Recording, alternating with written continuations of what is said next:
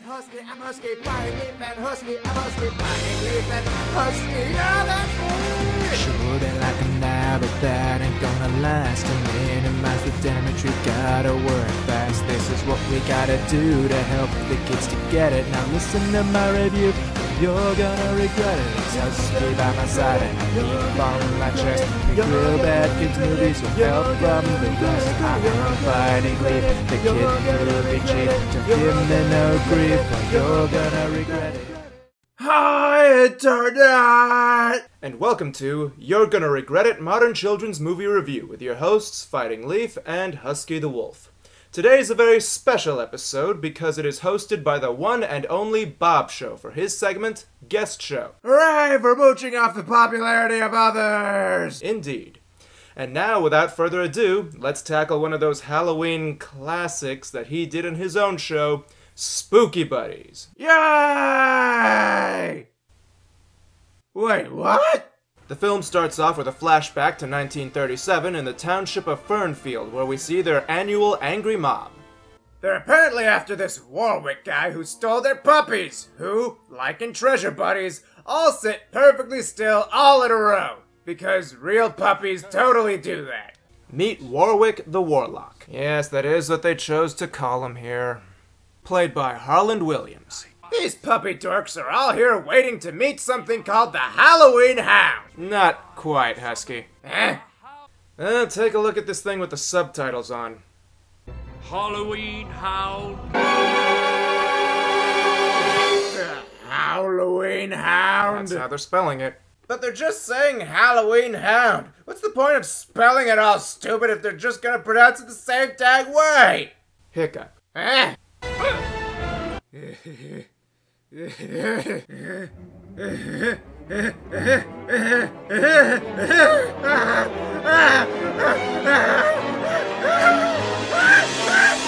That's not funny.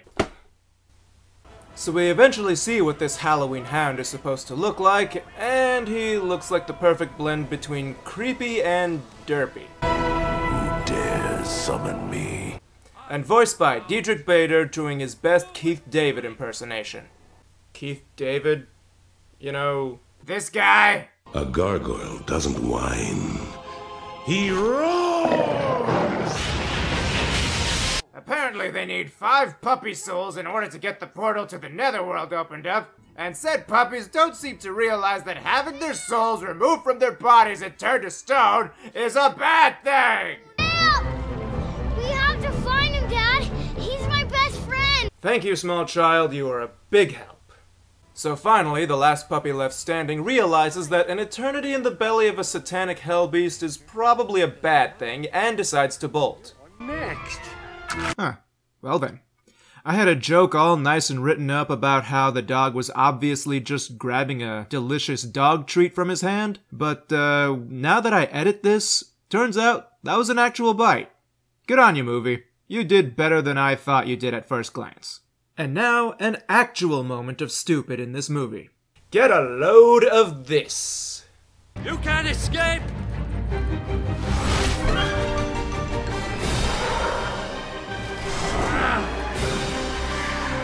Wow, that is lame. It seriously looked like he just accidentally dropped his prop and they decided to roll with it.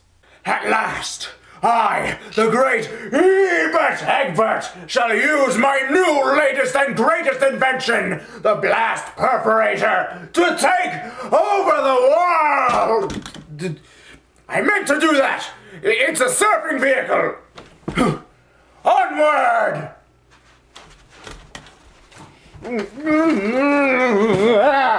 So the angry mob finally arrives, but he holds them all hostage by threatening to turn them all into toads! And by that he means turn 2 of them into bullfrogs.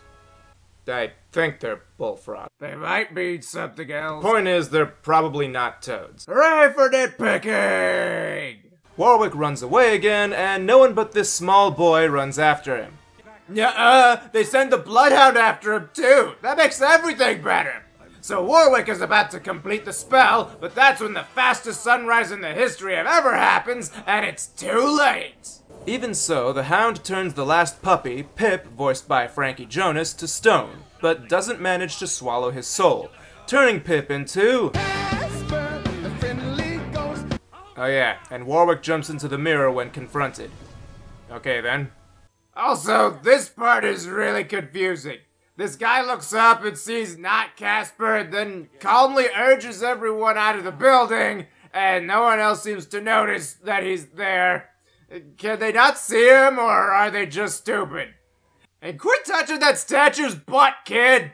So then the sheriff guy condemns the house, because he can just do that, I guess. Also, I just realized that they left the fire burning inside. This movie is setting a bad example for stupid children watching! Cut to the present day, and we see a really excited teacher and some really bored kids. Probably the most realistic thing in these movies. These kids are all looking into the legend of the flashback we just saw, and here are the buddies, all talking about what they want to do tonight for Halloween. You do a trick, and you're guaranteed to get a treat. It's trick or treat, Butterball. Even better! 'Cause he's fat! For me, it's all about the costume. I can't wait to dress up. Because she's girl. Also, I want to call this to your attention. Favorite event of the year. Paws down. Notice how Husky never speaks in those kinds of ridiculous puns. 'Cause they're stupid and dumb. A dog's paws are always freaking down.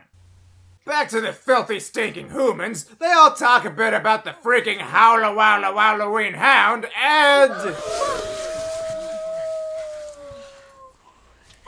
we get the weakest jump scare since... Thank you for that. Introducing... B-Dog, voiced by Skylar Gisondo. He's supposed to be the extreme stock faux gangsta-yo type, but oh no, he's freaking scared of Halloween-y things. And why are you afraid to go trick-or-treating tonight? So yeah, this teacher is way too excited about giving exposition to kids about stuff the audience already knows. Which could have been handled so much better had the flashback and the teacher's exposition been given at the same time, but no, that wouldn't have eaten up enough screen time, and coming up with content for your movie is hard.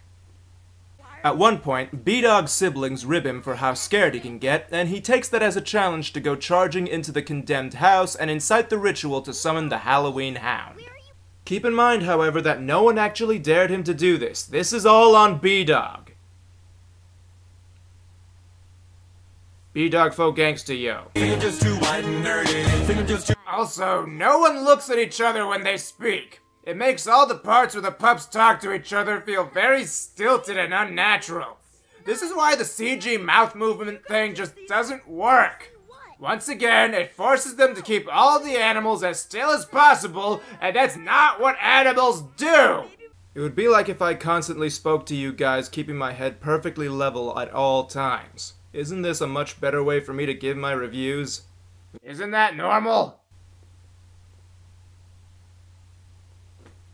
Okay, we're dragging a little. Long story short, B-Dog finds the spook mirror, says Halloween Hound 3 times in front of it, meets Casper Dog, and then they all run away. All the while, his siblings were trying to stop him. Oh yeah, this is Mr. Johnson. He's creepy. Next scene! This is Billy, played by, Skylar Gisondo, just like B-Dog. Makes it easy! He has a report due on Monday, which he hasn't worked on one little itty-bitty bit, and his teacher isn't shy about letting the entire freaking class know it. So he quickly fakes having a report on the Halloween hound. Okay, class dismissed! Happy Halloween! That teacher legitimately creeps me out. I don't even know if I'll be able to go trick-or-treating tonight. Now that's a disaster. Fat kid joke! So yeah, this is Bartleby, Butterball's owner, played by Tucker Albrisi. He was in Paranorman and all kinds of other stuff for someone his age. And usually as the token fat kid. That's gotta wear on your self-esteem after a while. So to gather up as much information as he can on the Halloween hound, they go visit Sheriff Dan. Oh, yep, that's the one. He's an idiot. And he's not funny. It's really annoying seeing people fail at making funny pratfalls in their... I hate you. So they find a bunch of files and a 70-some-odd-year-old allegedly magic wand, and Billy asks to take it with him to use in his presentation. The cop tells him that it's a bit too dangerous and that... what the heck? Or it can be a complete, total dunce! We're wondering where you pups went. Minding your pets is for losers. If we don't get ready for trick-or-treating, we're not gonna maximize our candy potential. Fat kid joke! Now pay close attention, kids. If there's one thing that bad kids movies have taught us, It's that parents are idiots. I gotta get ready for trick-or-treating. Did you pick up the costume? Oh, I sure did. You are just gonna be the cutest little hip-hopper out there. Mom, I said hip-hop rapper, not hip-hop rabbit. It's funny because parents are horribly out of touch with their children's lives. Are you trying to completely ruin our street cred? I'm sorry, we cannot wear these. Billy, you two will look adorable as bunnies.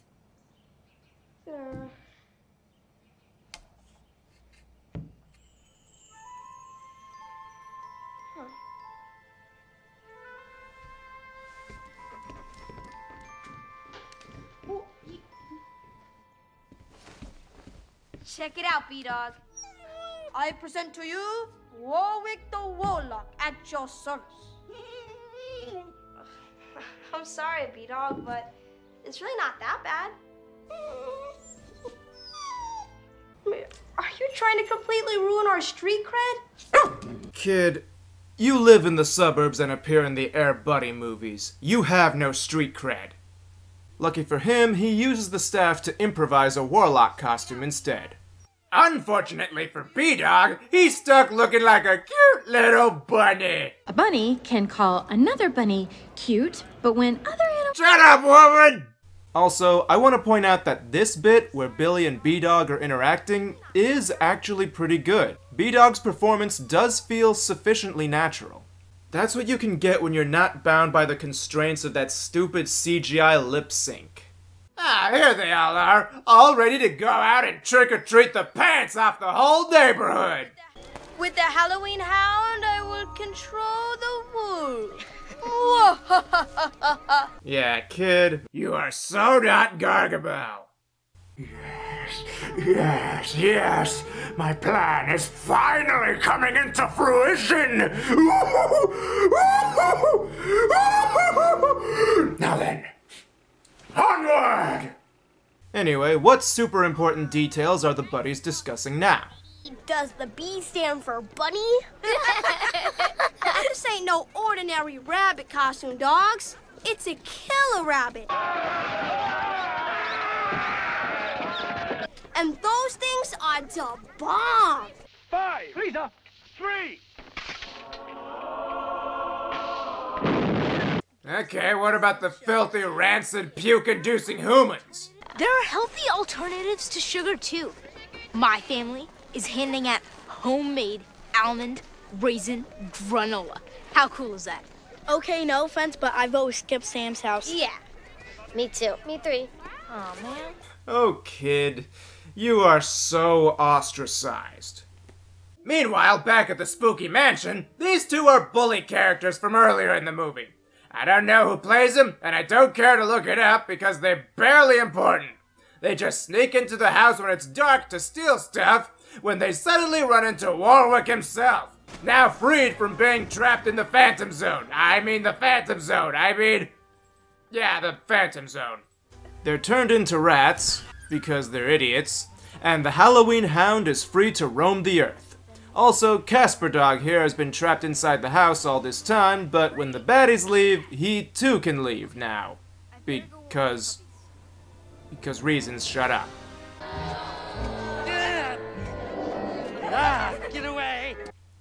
Warwick, buddy, I know you're trying, but frankly, you're not Gargamel either. I am the greatest scientific criminal mind this world surely has ever seen.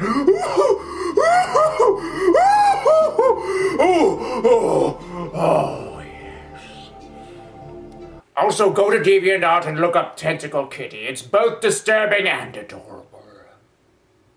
This right here is Hoot, played by Ryan Stiles. You know, the only good thing about treasure buddies? How is he here? Ooh.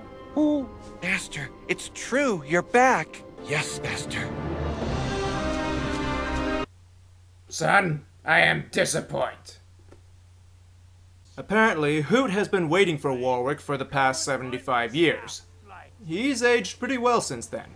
Once they all get a chance to see the outside world, and all the kids out and about in their costumes, Warwick is horrified because he thinks they're all real or something. I guess being stuck in the Phantom Zone for 75 years will turn you into a stupid person.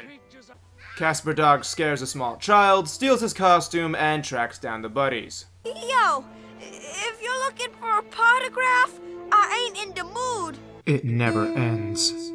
Every time I think I've seen the worst of it, something far worse rises to the surface, redefining horror.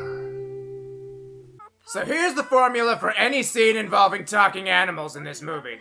They stand around, stock still, flapping their CG gums for a while, unless they're all CG, then they can move freely. And then when the scene's over, they all just up and run away.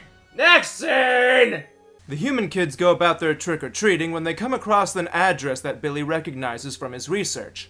It just so happens that the creepy guy from the graveyard, Mr. Johnson, played by Rance Howard, lives in that very house. Oh gee, I wonder if Mr. Johnson is that kid from the flashback earlier. Loudly do I wonder! The old man recognizes the staff and tries to grab it, but the script says he's too old and feeble to leave his front yard to chase after the kids for it. So the pups run, stop, and talk again. It's probably because B-Dog released him from the mirror. Oh, sure, dog. Blame me. It's you guys teasing me and calling me scaredy cat that made me do it. They never dared you to do anything. They were trying to stop you, genius. It's true. We have to take personal responsibility for our own actions. You're not helping! Warwick tracks down the kids, and right when he's about to take the staff...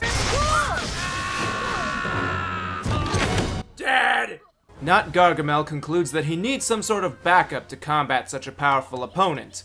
So he finds this guy, Mr. Carroll, dressed up as Frankendude and played by Pat Finn.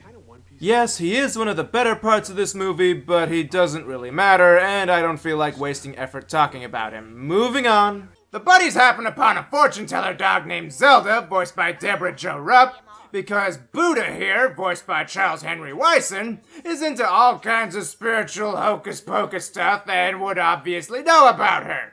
She suggests using a Ouija board to contact not Casper to get to the bottom of things. Hello? I don't think you're gonna need your Luigi board. I hate myself for having laughed at that initially. Ghost don't eat. There's no way for us to. That's the saddest thing I've ever heard. Bad joke!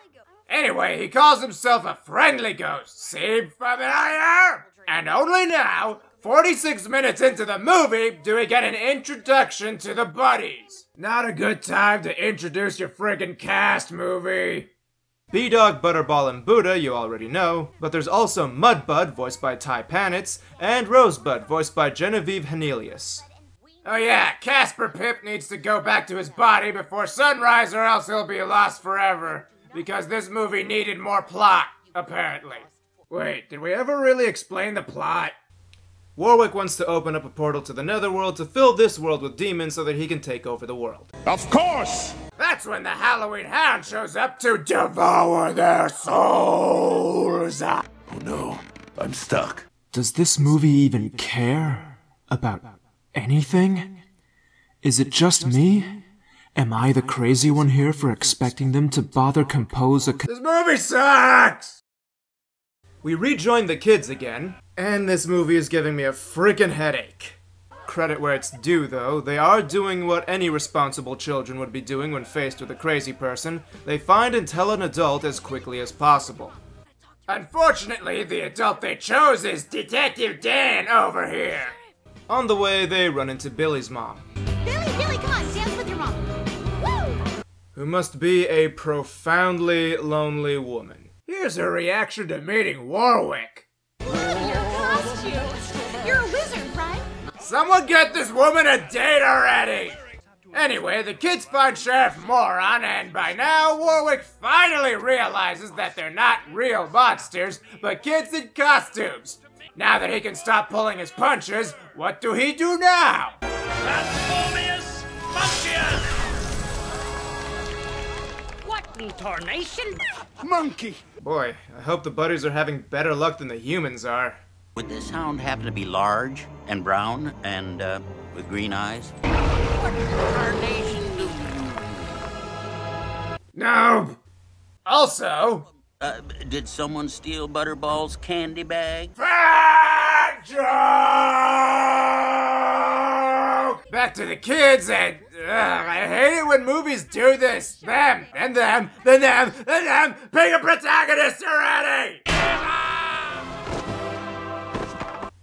Huh, I'm actually feeling better now.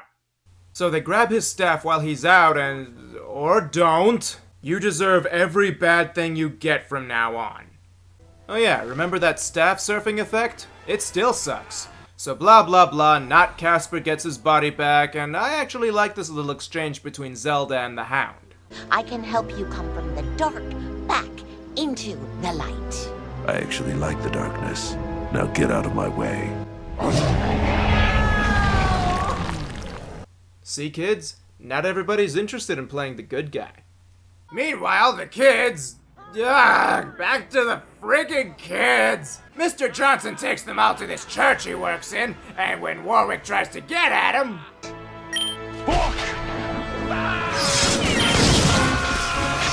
Whoa, how the heck does that work? Evil like Warwick cannot enter the house of God. That's right, now get off my lawn! So Mr. Johnson explains what's going on to the kids. Now then, just so we're clear, Warwick wants to take over the town with an army of spirits by opening a portal to the netherworld with a crazy ritual that requires the souls of 5 puppies who just so happen to be siblings and sacrificing them to the gullet of the Halloween Hound on All Hallows Eve during a full moon. But he needs this magical spell book that Johnson has in order to make any of it work. Any questions? The nether what now? They're dead. Master! So Warwick catches wind that the Halloween Hound has captured the buddies, somehow. Those puppies will come in handy in more ways than one. Things that sound dirty but aren't. Warwick offers his ultimatum to the kids. Bring the book or the buddies get it! Back at the castle, the buddies try to convince the oft-abused Hoot to switch sides and let them escape. Yo, were you hallucinatripping? Oh yeah, I remember that word from Treasure Buddies. We talk very little about anyone's personality in this movie, haven't we? That's because they don't have personalities, they have gimmicks. And at no point do these gimmicks have any bearing on the plot except for maybe Butterballs. Whatever, they convince Hoot that Warwick is a jerkbutt just in time for the Hound to catch him in the act and turn him to stone. Ah. Looks like the statue's made of floppy rock. And it's at this point that the movie has officially lost me. Time for the wrap-up. The pups try to run away, but that proves completely ineffective. Casper Dog gives himself up since technically he's all the Hellhound really needs to complete the spell. The Hound eats his soul. They escape using a secret passageway. The spirits of the Netherworld are really crappy special effects that take over people's minds. The humans arrive. Great, now you got me doing it. Tee! That effect is still terrible. He should be dead, but isn't. The book they gave him is actually the Holy Bible and not his real spell book. They finally get the staff back. Him go boom. The buddies hide in the kitchen where Butterball starts eating eyeballs. Fucking joke! B-Dog comes up with a plan that involves sitting perfectly still like they always do and having Butterball fart the evil cloud back at... oh, screw this. The bad guys defeated, everyone's better, and movie's over. The end! Well, there's one thing I can say about this movie. It is really, really phoned in. After this, don't expect me to look into any other Air Buddy movies because their failures all seem to stem from the same source. A complete disregard for effort. Oh, just make their lips move, that's enough to get kids' attention. Oh, just mug for the camera over and over. That's funny enough, right? These films epitomize the lazy attitudes of so many film companies in regards to children's entertainment.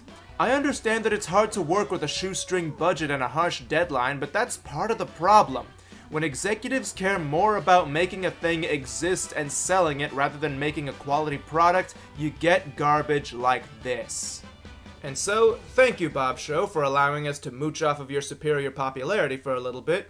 And thanks for making us watch that festering pile of talking doggy-doo. Well, it was either this or Vampire Dog.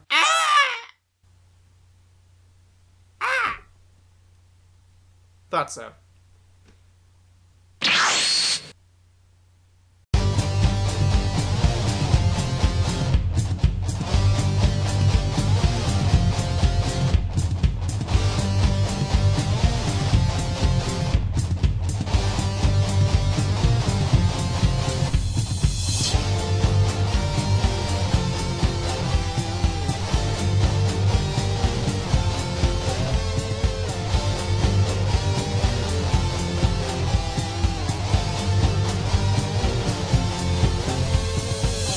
I am the kid movie ninja.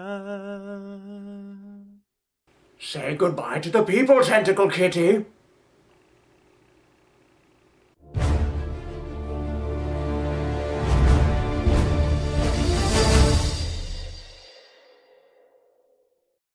Hey guys, time for another Patreon shout. Thank you, Jordan Mathis, Steve Sharp, and Craig Palmer. Continue being awesome, and of course, you can become a patron today with the link in the description below. And of course, always support and continue supporting our buddy Guestsheaux.